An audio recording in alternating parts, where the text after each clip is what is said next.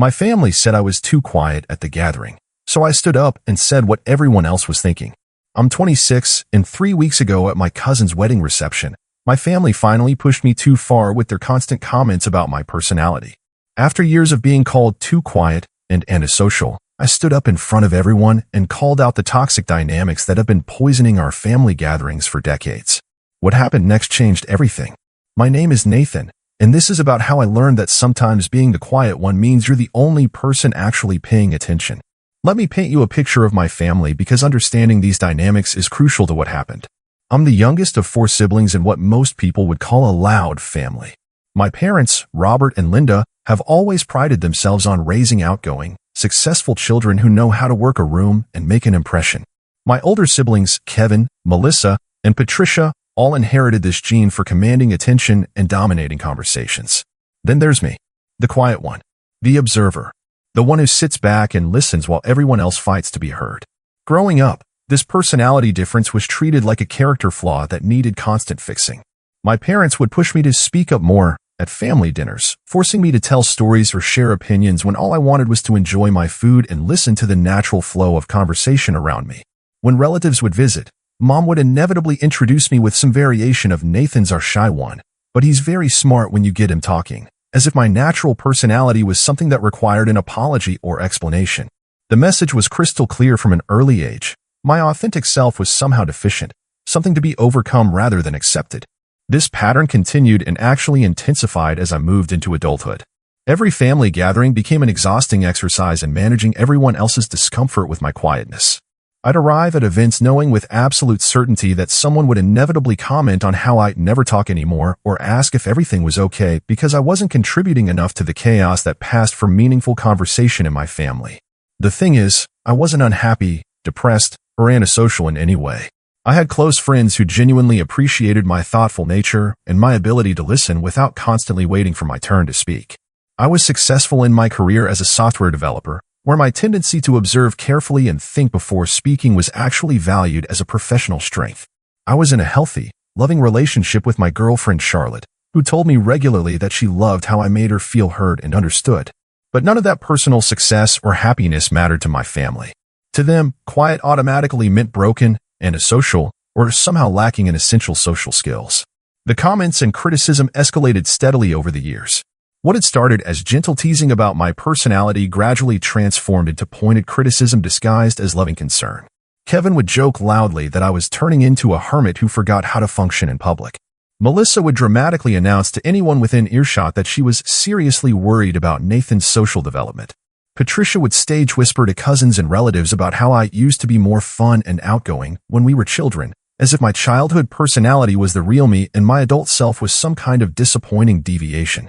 My parents enabled and amplified all of this criticism by constantly making excuses for my behavior or trying to force me into conversations in ways that felt humiliating and performative. They'd put me on the spot to share news or opinions during family dinners, then look visibly disappointed when I gave honest, concise answers instead of launching into the kind of animated storytelling performances they seemed to expect from all their children. What really frustrated me was that while they obsessed over my supposed social deficiencies, they seemed completely blind to the actual serious problems unfolding right in front of them at every family gathering. Kevin, the charming golden child everyone adored, had developed a serious gambling addiction that he was hiding by constantly borrowing money from our parents under different creative pretenses. Melissa was clearly struggling with alcoholism, regularly showing up to family events already intoxicated and getting progressively drunker throughout the evening. But she covered it well enough with humor and charm that everyone chose to pretend they didn't notice.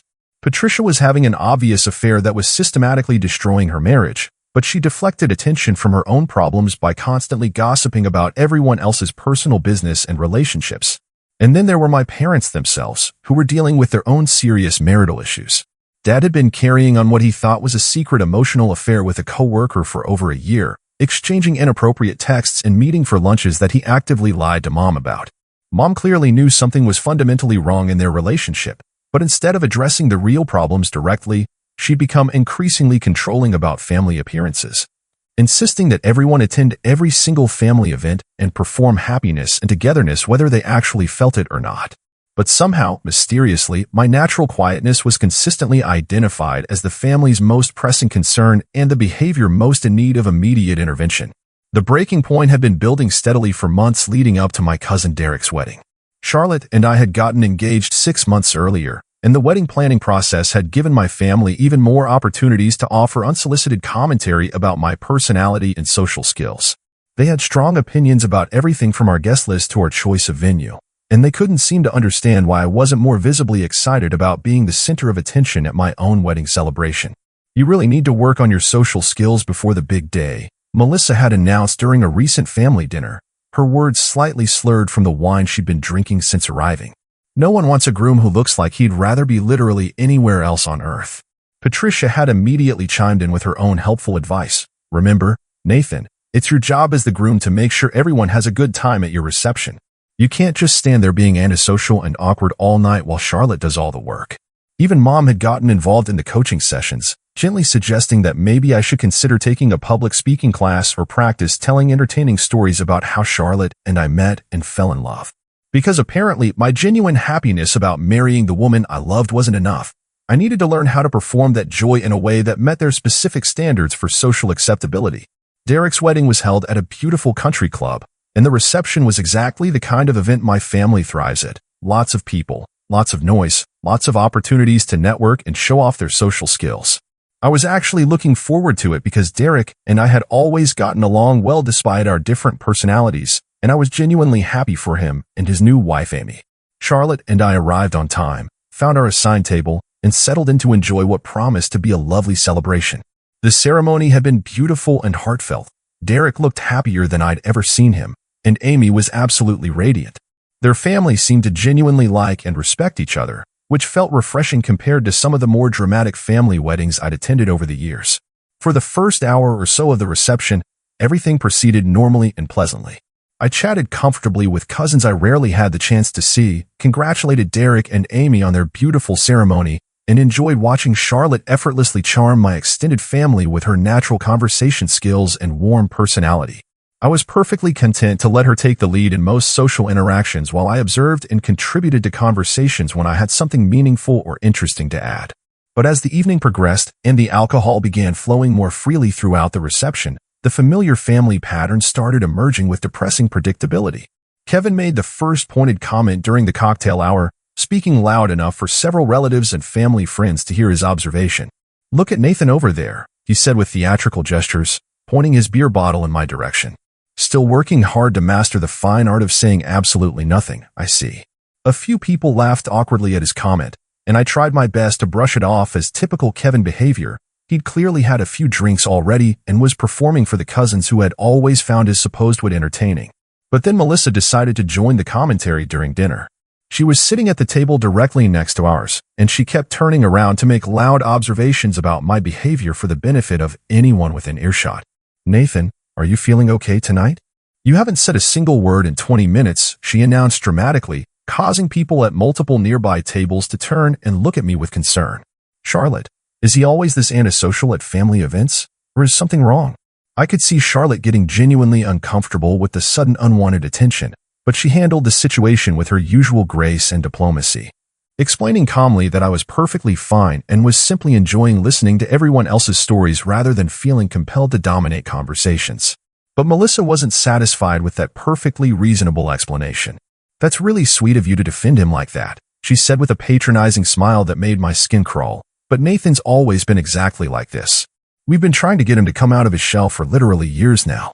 The running commentary about my personality continued relentlessly throughout the entire reception. Patricia made several jokes about how I was obviously practicing for my own wedding by perfecting the fine art of disappearing into the background completely. Dad suggested with a chuckle that maybe I should give an impromptu practice speech since I'd need to actually talk during my own reception in a few months. Mom kept asking repeatedly if I was feeling all right because I seemed even quieter than usual tonight, as if my normal personality was already concerning, but tonight's version was approaching crisis levels. With each passing comment, I felt my frustration and anger building steadily. Here we were at Derek's wedding, supposedly celebrating his happiness and new marriage, and somehow my personality had become a primary topic of discussion for half the family. I was angry about the constant criticism, embarrassed that Charlotte was witnessing this toxic dynamic firsthand, and absolutely fed up with being treated like a problem that needed immediate solving. But what really pushed me toward my breaking point was watching the staggering hypocrisy play out in real time right in front of everyone. While Kevin was making jokes about my supposed lack of social skills, I watched him disappear from the reception 3 separate times to make phone calls that I was absolutely certain were to his bookie. He'd return from each call looking progressively more stressed and agitated, but everyone continued to ignore his obvious anxiety because he was still cracking jokes and buying rounds of drinks for the table. While Melissa was loudly criticizing my quietness, she was working on her 4th large glass of wine despite the fact that she'd driven herself to the wedding. She was getting noticeably louder and more inappropriate with each drink, but everyone laughed along with her increasingly slurred stories instead of expressing any concern about her obvious drinking problem. While Patricia was suggesting that I needed to be more social and engaged, she was texting constantly throughout the dinner service.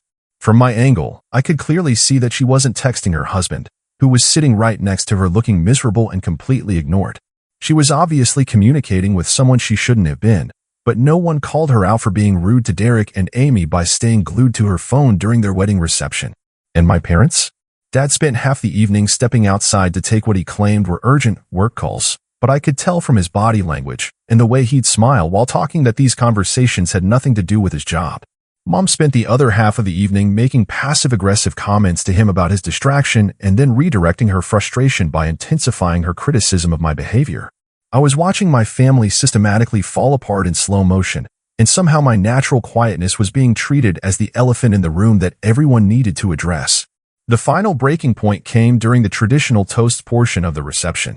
Derek's best man had given a genuinely beautiful speech about friendship, loyalty, and the importance of finding someone who loves you for exactly who you are. Amy's sister had shared a touching story about watching their relationship develop and how obvious it was that they brought out the best in each other. When the microphone was opened up for anyone else who wanted to say something, I knew exactly what would happen next.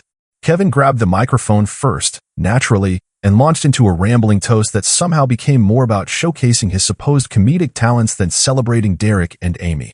He told several stories that were really about his own adventures, with Derek functioning more as a supporting character in Kevin's narratives than as the groom being honored.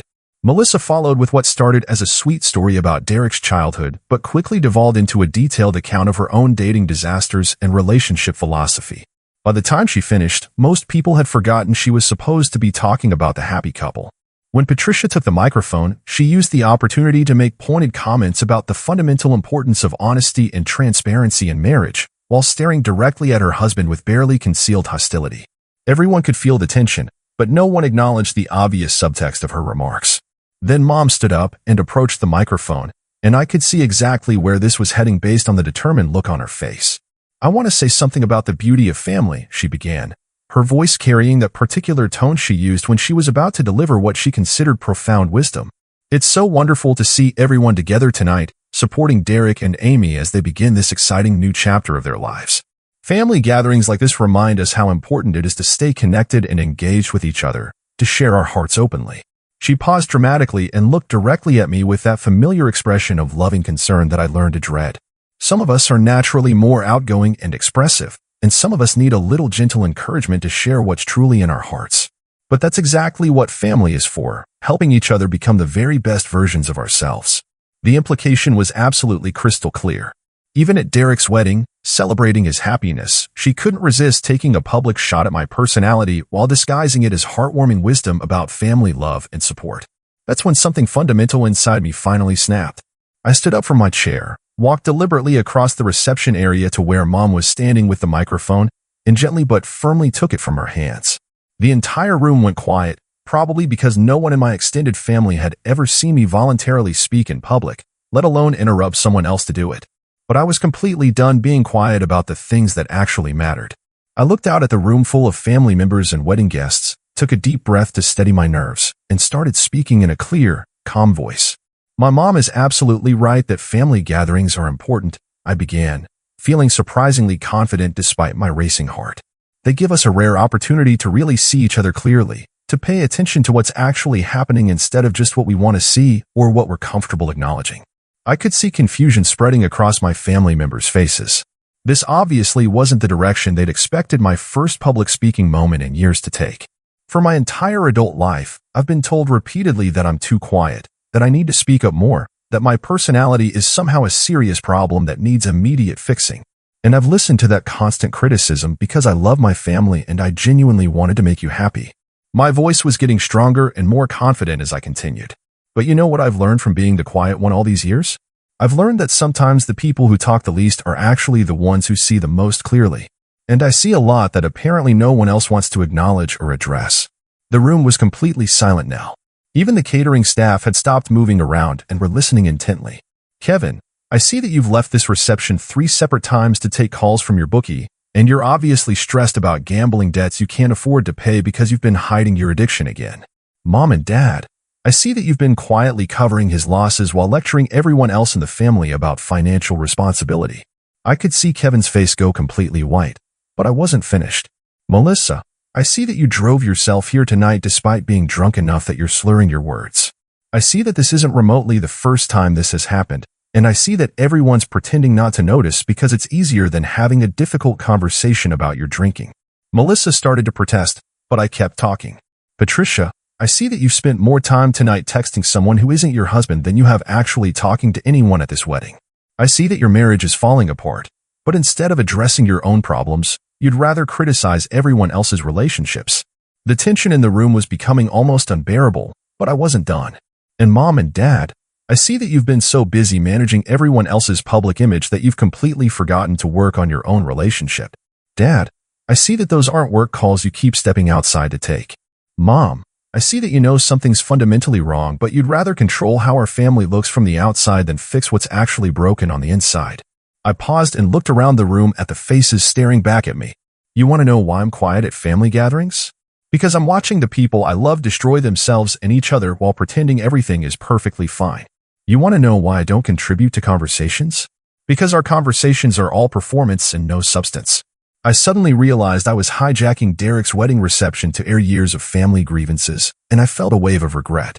Derek and Amy, I'm genuinely sorry this is happening at your wedding. You two actually have something real and honest together, and you deserve to celebrate that without family drama interfering. I handed the microphone directly to Derek and walked back to my table, where Charlotte was looking at me with a mixture of pride, concern, and amazement. The room stayed completely silent for what felt like an eternity. Then Derek, demonstrating exactly why I'd always respected him, managed to gracefully redirect the energy by making a thoughtful comment about how family love is complicated but always worth fighting for. And gradually the reception resumed its normal rhythm. But I knew the damage was done. Or maybe, finally, the healing could actually begin. The aftermath of my speech was immediate, intense, and completely unavoidable. Within hours of Derek's reception ending, my phone was buzzing constantly with calls and texts from various family members. The responses ranged from fury and shock to, surprisingly, genuine gratitude and relief. Kevin was predictably angry, accusing me of deliberately humiliating him in front of our extended family and threatening to cut all contact with me permanently. He claimed I'd completely misunderstood his phone calls and that I had absolutely no right to make assumptions about his personal business, let alone share those assumptions publicly. Melissa was devastated, alternating between angrily denying she had any kind of drinking problem and leaving tearful voicemails apologizing for her behavior while asking how I could do something so cruel and public to my own sister. Patricia was defensive and hurt, insisting that her marriage problems were none of my business and that I'd crossed a serious line by bringing up private matters at a public event. She accused me of using my quiet observer role to essentially spy on family members and then weaponize that information against them. My parents had the most complicated reactions. Mom was deeply hurt and angry, claiming I'd violated the trust that naturally comes with being someone people confide in. She said that being observant didn't give me the right to use what I'd noticed as weapons against the family. Dad, however, surprised me completely. He called me the day after the wedding and asked if we could meet privately for coffee. When we sat down together, he quietly admitted that I'd been absolutely right about his inappropriate relationship with his coworker.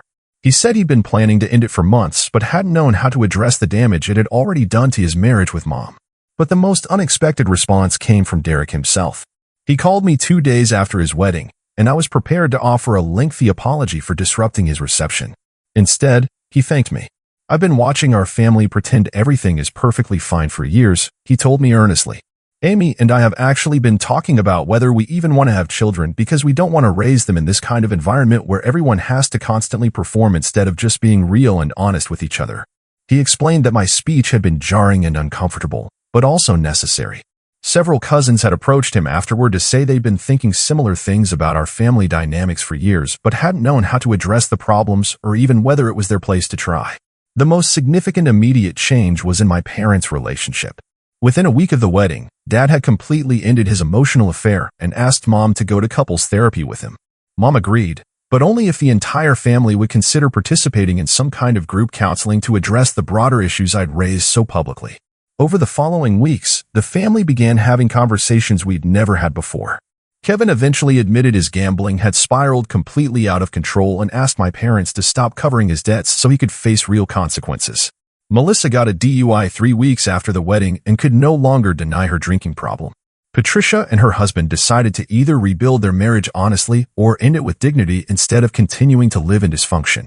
It's been 3 months since Derek's wedding now, and I'm still processing everything that's changed in my family and in myself. The most surprising discovery has been that I'm not actually as quiet as everyone always thought. I was just being selective about when and where I used my voice.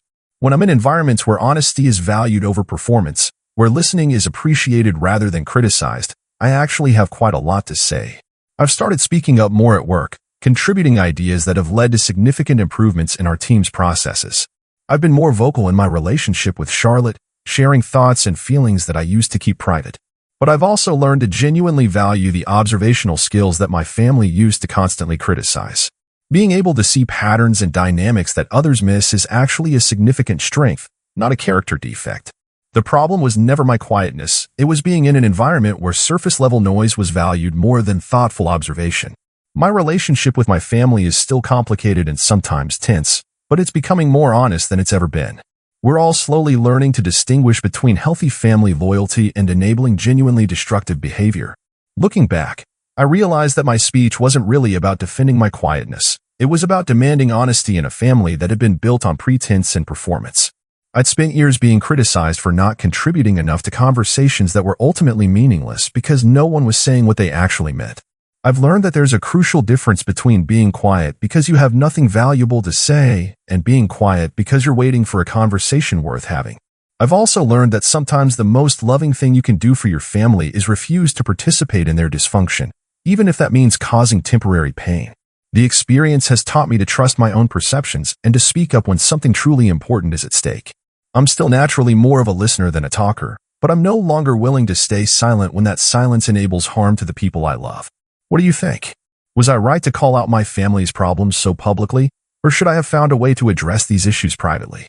Sometimes I wonder if there was a gentler approach that could have forced these necessary conversations, but then I remember how many years of gentle hints and private concerns had been completely ignored. Maybe some truths can only be heard when they're spoken loudly enough to cut through all the noise.